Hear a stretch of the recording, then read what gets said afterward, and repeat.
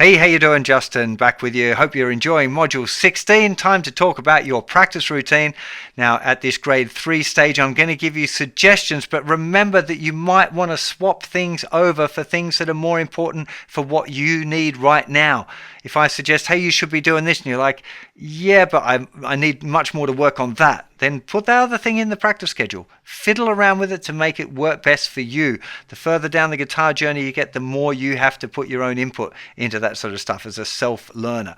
So, first things we got is 2 slots for technique, 2 5-minute slots. With the first one, you're probably going to be doing the finger gym again, unless that's something like, I'm totally cool with that. My hand is like, I'm Charles Atlas down there. I don't need to work on the finger strength there. Then you could swap for something else. Second slot, I suspect, is going to be rolling chords. So literally just taking it through and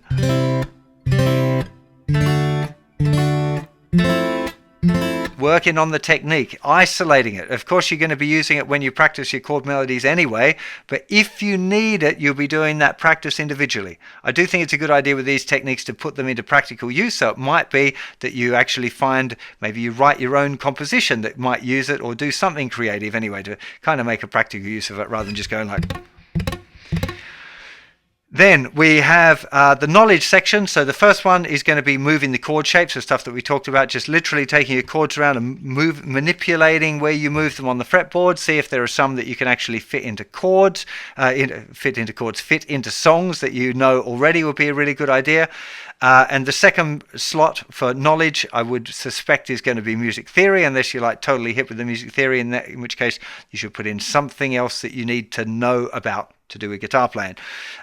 For repertoire, we got 2 things here. We're going to have the chord melody, which is going to be you working on your own solo guitar arrangements, maybe Green Sleeves, maybe House Rising Sun, maybe Yesterday, maybe one of the other songs I got, Down and Out, Eric Clapton. There's a few other tunes scattered around and some more. It doesn't have to be one of my tunes. Working on a chord melody is what I would suggest there. And the second part of repertoire would be the duet work. So working on the playing a melody, preferably with someone else. If you can find a jam partner to jam with, it's a really, really good idea. Great for the motivation, great for the musicianship. So when you play with other people, you learn a lot faster. So do try and figure that out if you can. As far as time goes, you've got 2 things. You've got the flexing time idea, the falling leaf.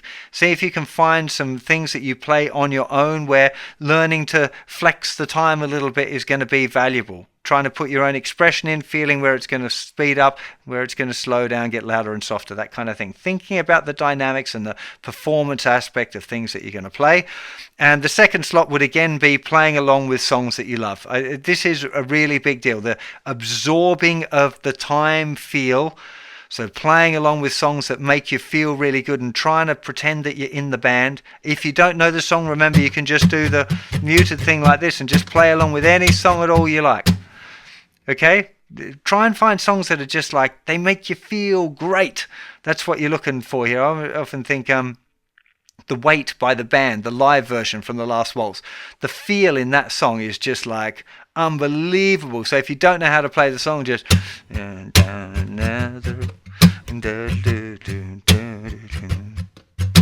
Just trying to cook into that groove because it's such a beautiful feel. So remember that when you're playing along with those sort of things, when you're playing along with the great masters of feel and rhythm, that's how you absorb time feel. It's possible maybe to develop it on your own, but most times if you're playing along with the great masters, you absorb somehow that time feel. Don't know exactly how it works, but seen it lots of time, know it's effective. So give that a bit of a look. And for transcribing, which will be a 10-minute slot or once a week for an hour, I'd recommend that you're transcribing melodies that you would use in the duets. So by learning to play melodies that we talked about in the duets class, that also covers you for the transcribing section. Remember to try and write it down and see if you can figure out how to play the melodies of some songs that you've learned already that you know the chords for. Remember the thing about the chord tones when you're working it out. If you need to quickly revise that lesson before you start your practice, do so. But just stay aware of the chords. The notes in the chords that you're playing are likely to be the melody notes. Don't be disheartened if it feels really difficult when you start. It is for most people, but stick with it. It is such an amazing skill if you can get that together. It's totally worth the occasional frustration of not being able to do it. So hopefully you'll get stuck into that. If you're working on improv still, we're going to be looking at more improvising later in this grade, but if you're still working on some of the improv from grade 2, then you could also add that in. But the improv is optional, depends on what it is that you want to get out of your guitar journey. Hope you're really enjoying this. Let me know in the comments what you love and what other stuff you're feeling like, oh man, I need that.